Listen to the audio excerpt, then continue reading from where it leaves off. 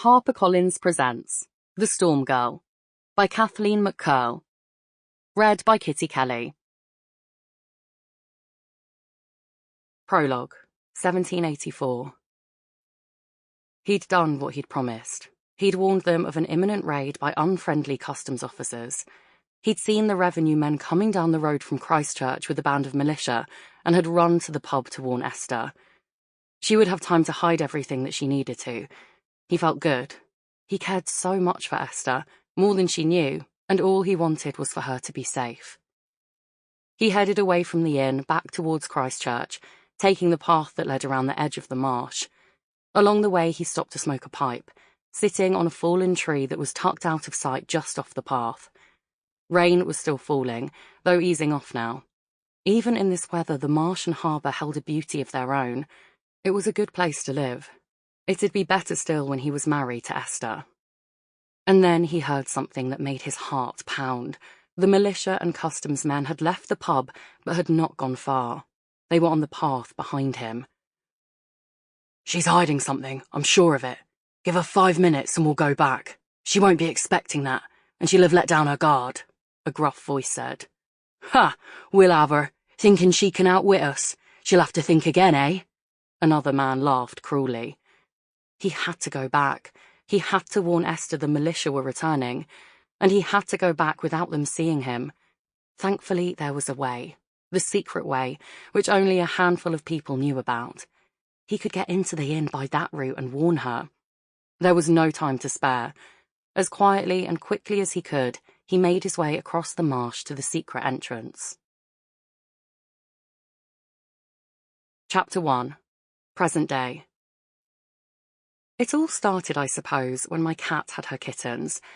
How it escalated from there into a tale of smuggling, betrayal and murder is a long story. I'd only recently moved in, to my dream house, or at least it would be my dream house, once I'd renovated it, when I realised Mia was pregnant. She's a lovely little cat, a tabby, petite and very friendly. At barely a year old, she was young to be pregnant, but what can you do? Anyway, as her time grew near, I placed a few boxes lined with old towels around the house, so she'd have a choice of labour wards and would hopefully spare my bed. It worked. She had her kittens in a box I'd put in the kitchen, near her food bowl. Just 3 in the litter, 2 were tabby and white, and the third slightly gingery in colouring. All healthy. And then, when they were 4 days old, Mia decided to move her kittens. According to my book on caring for kittens and cats, this is quite common behaviour. The mother cat's instincts make her want to hide the kittens somewhere away from where they were born. I'd left the boxes around to give her some options, but she declined all those, and chose the most awkward place imaginable. I had just discovered where she was when the doorbell rang. I ran to answer it, feeling flustered, not wanting to leave Mia and the kittens where they were, but honestly not having much choice for the moment. On the doorstep was a tall man, perhaps a little older than me, in his 30s, with medium brown hair and an attractive smile. He held out his hand to shake. "Nick Marshall, from Marshall Construction. You must be Mrs. Galton. You asked me to come and quote for some building work?" I had forgotten I'd arranged for another builder to come round to look at the work I wanted doing. I'd already had one good quote, from Seaway Renovations, but it's always wise to get a few quotes and compare. Well, I hadn't totally forgotten. Just the panic I'd been in that morning as I searched for Mia and the kittens had put it right out of my head. "Yes, thanks. Call me Millie, though, please." Since splitting up with Steve, I found I didn't like being called Mrs. Galton anymore.